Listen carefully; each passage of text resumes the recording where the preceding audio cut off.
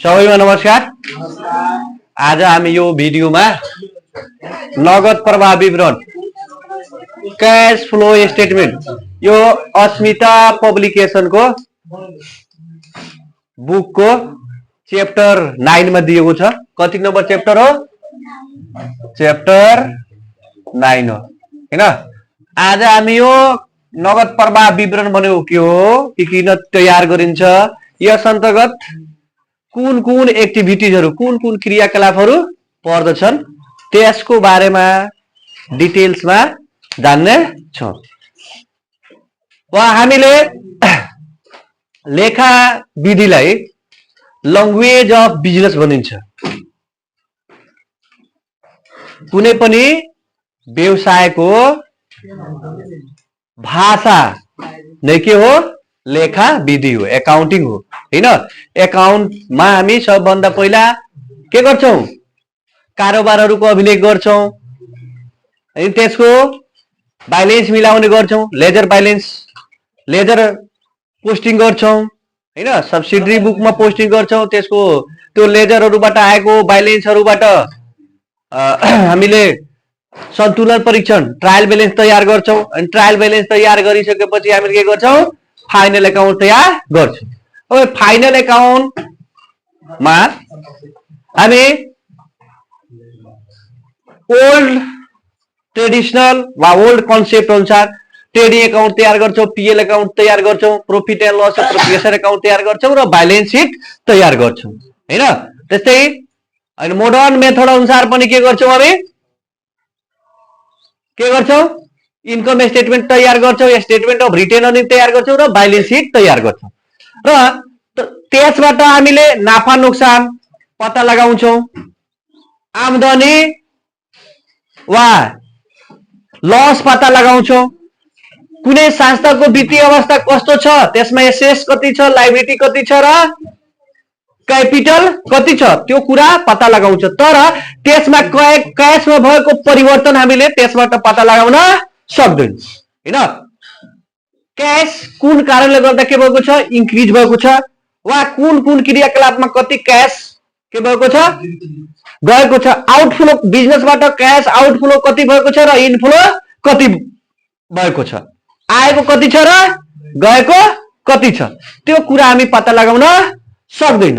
त्यो क्याशमा आएको परिवर्तनलाई, क्याशमा जुन परिवर्तन हुन्छ, क्याश इनफ्लो भएको कुनै निश्चित समय अवधिमा कुनै संस्थामा कति क्याश आउटफ्लो भएको छ, कति इनफ्लो भएको छ, कुन कुन क्रियाकलापमा कति नगद गएको छ र कति नगद आएको छ, त्यो कुरा पत्ता लगाउनको लागि के गर्छौं?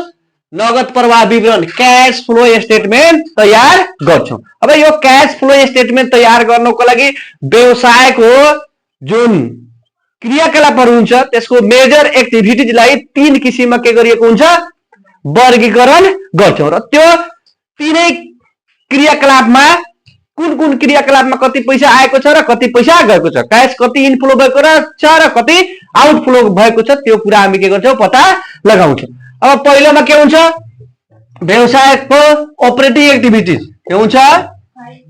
अपरेटिङ एक्टिभिटीज सञ्चालन क्रियाकलाप, सञ्चालन क्रियाकलाप। अब हामीले व्यवसायमा हाम्रो 3 वटा के हुन्छ? क्रियाकलाप हुन्छ। पहिलो नम्बरमा के हुन्छ? अपरेटिङ एक्टिभिटी सञ्चालन क्रियाकलाप। दोस्रो नम्बरमा के हुन्छ? इन्भेस्टिङ एक्टिभिटीज लगानी सम्बन्धी क्रियाकलाप। र तेस्रोमा के हुन्छ?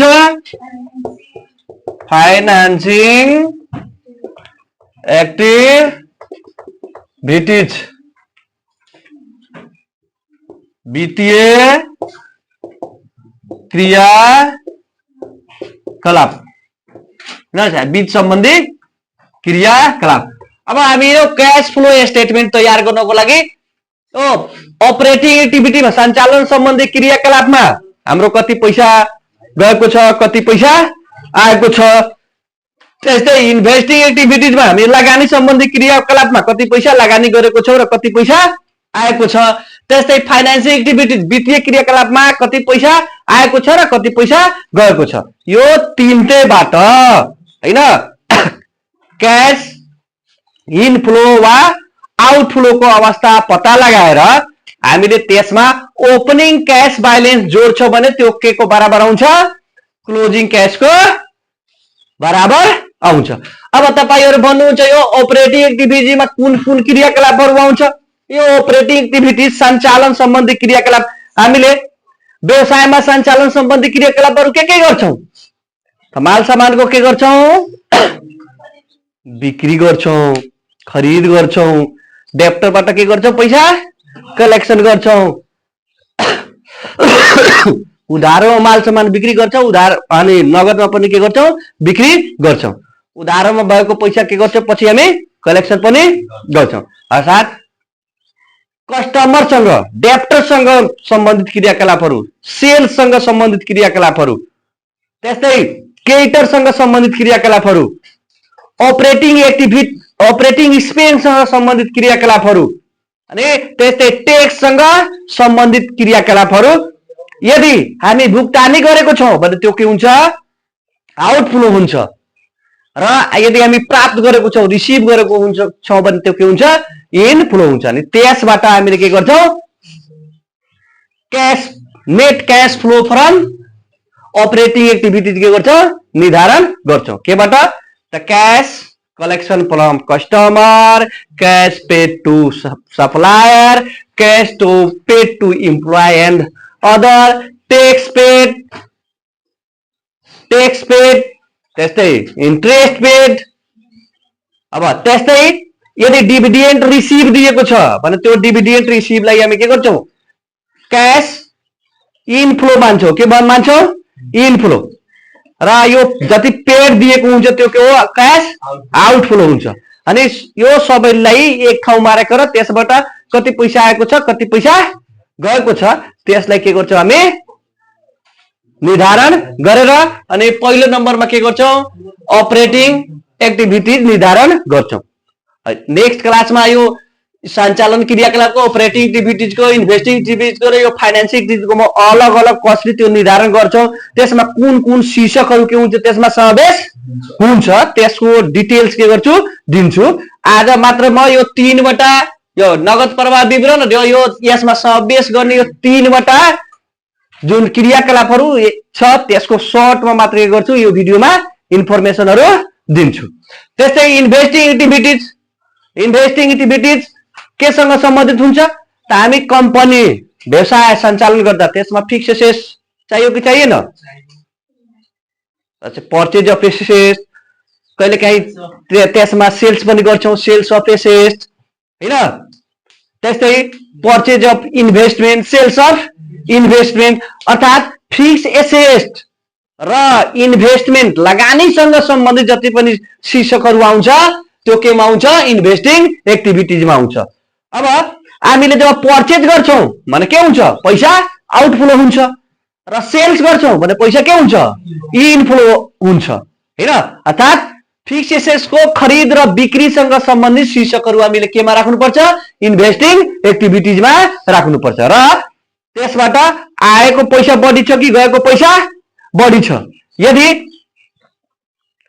क्याश इनफ्लो बढी हुन्छ भने cash net cash flow from के हुन्छ, इन्भेस्टिङ एक्टिभिटीज आउँछ। यदि आउटफ्लो के छ, बढी छ, सेल्स कम गरेको छ, पर्चेज के गरेको छ, बढी गरेको छ भने के हुन्छ, नेट क्याश युज के हुन्छ, युज भइहाल्छ, युज फ्रम इन्भेस्टिङ एक्टिभिटीज हुन्छ। बढी भयो भने के हुन्छ, आउटफ्लो, बढी पैसा भयो भने के हुन्छ, net cash use investing activities. यदि पैसा के भइहाल्यो, इनफ्लो बढी भइहाल्यो, खरिद भन्दा बिक्री के छ, बढी छ, अर्थात त्यसको जुन एन्सर छ नि त्यो केमा आएको छ, प्लसमा आएको छ। केमा आएको छ, प्लसमा आएको छ भने के हुन्छ, net cash flow from investing activities आउँछ हैन। अब त्यस्तै फाइनान्सिङ एक्टिभिटिज यो केसँग सम्बन्धित हुन्छ, शेयरसँग, डिभेन्चरसँग हैन, डिभिडेन्डसँग सम्बन्धित हुन्छ हैन। जस्तै अब हामीले आफ्नो संस्थालाई सञ्चालन गर्नको लागि के गर्नुपर्छ, संस्थालाई सञ्चालन गर्नको लागि कम्पनीले के गर्छ, पुँजी सङ्कलन गर्नको शेयर के गर्छ, इस्यु गर्छ हैन। त्यो शेयर कति किसिमको हुन्छ, दुई किसिमको हुन्छ। एउटा के हुन्छ, इक्विटी शेयर हुन्छ, एउटा के हुन्छ, प्रिफरेन्स शेयर हुन्छ। अब त्यो इक्विटी शेयर निष्कासन गर्छ, प्रिफरेन्स शेयर पनि के गर्छ, निष्कासन गर्छ। अब प्रिफरेन्स शेयर होल्डरको शेयर कहिलेकाहीँ फिर्ता गर्नुपर्छ कि पर्दैन, पहिलो साल भन्दा दोस्रो साल बढी हुन्छ। यसमा दुईवटा सालको के दिएको हुन्छ, बैलेन्स सिट दिएको हुन्छ यसको क्वेशनमा हैन। त हामी के गर्छौं, तुलना गर्छौं, पहिलो साल भन्दा दोस्रो सालमा के छ, बढी छ भने के हुन्छ, इस्यु बुझिन्छ। पहिलो साल भन्दा दोस्रो साल कम छ भने के बुझिन्छ, रिडेम्पसन बुझिन्छ। रिडेम्पसन मिन्स के हुन्छ, फिर्ता। इस्यु मिन्स के हुन्छ, निष्कासन। त इस्यु गरे भने पैसा आउँछ, फिर्ता गरे भने पैसा के हुन्छ, जान्छ। त त्यस्तै शेयर इस्यु गरेको छ भने प्लसमा लेख्छौं, फिर्ता गरेको छौं, रिडेम्पसन गरेको छ भने माइनसमा लेख्छौं। त्यस्तै कम्पनीले कहिलेकाहीँ के गर्छ, शेयर पुँजीबाट सङ्कलन गरेको रकमबाट पुग्दैन भने उसले के गर्छ, ऋण पत्रको पनि निष्कासन गर्छ, डिभेन्चरको पनि निष्कासन गर्छ। अब डिभेन्चरको निष्कासन गर्दाखेरि त्यो डिभेन्चरलाई निष्कासन पनि गर्छ र कहिलेकाहीँ के गर्छ, त्यसलाई फिर्ता पनि गर्छ। यदि पहिलो साल भन्दा दोस्रो सालको डिभेन्चर के छ, बढी छ भने के हुन्छ, इस्यु अफ डिभेन्चर हुन्छ। भने त्यसलाई केमा लेख्नुपर्छ, अमाउन्ट प्लसमा लेखिन्छ। र दोस्रो साल भन्दा पहिलो साल के छ, बढी छ भने के हुन्छ, त्यो रिडेम्पसन हुन्छ भने त्यो अमाउन्टलाई केमा लेख्नुपर्छ, माइनसमा लेख्नुपर्छ। अब त्यस्तै यसमा एउटा अरु कुरा के आउँछ, डिभिडेन्ड आउँछ। अब हेर्ने, डिभिडेन्ड रिसिभ दिएको हुन्छ भने कहाँ हुन्छ, अपरेटिङ एक्टिभिटिजमा त्यसलाई राख्नुपर्छ। र डिभिडेन्ड पेड दिएको छ भने कहाँ राख्नुपर्छ, फाइनान्सिङ एक्टिभिटिजमा राख्नुपर्छ। अनि हामीले यसबाट पनि क्याश कति इनफ्लो भएको छ र क्याश कति आउटफ्लो भएको छ त्यो पत्ता लगाइहाल्छौँ। अनि यदि हाम्रो आएको इनफ्लोको क्याश के छ, बढी छ भने के आउँछ एन्सरमा, net cash flow from financing activities आउँछ।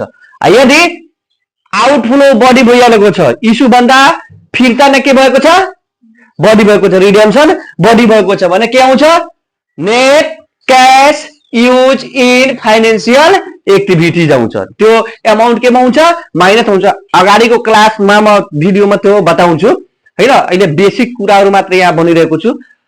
अब त्यसपछि हामीले यो तीनटैबाट निकालेको net cash flow from investing activities, net cash flow from financing activities, net cash flow from operating activities, तीनटैलाई के गर्नुपर्छ, A plus B plus C, तीनटैलाई के गर्ने, जोड्नु पर्छ। अब कुनैको अमाउन्ट माइनसमा आएको हुन्छ, युजमा आएको हुन्छ, कुनैको केमा आएको हुन्छ, फ्लोमा आएको हुन्छ हैन। त माइनस र प्लसलाई के गर्ने, त्यो सोल्भ गर्ने। अनि जति त्यो अमाउन्ट आउँछ हैन, त्यो अमाउन्टलाई हामी के भन्छौँ, net change in cash and cash equivalent. अनि त्यो अमाउन्टमा हामी क्लोजिङ क्याश ब्यालेन्सलाई क्वेशनमा दिएको हुन्छ, क्लोजिङ क्याश ब्यालेन्स। त त्यो क्लोजिङ र ओपनिङ दिएको हुन्छ। त हामीले त्यसमा ओपनिङ क्याश ब्यालेन्स जोड्छौँ भने क्लोजिङ क्याश ब्यालेन्सको बराबर आउँछ हैन। अब त्यसबाट हामीले के बुझ्छौँ, यो हामीले जुन क्याश फ्लो स्टेटमेन्ट तयार गरेको छौँ त्यो के छ, राइट छ। बुझिहाल्नु भयो। अब यो भिडियोलाई राम्रोसँग हेर्ने, धन्यवाद।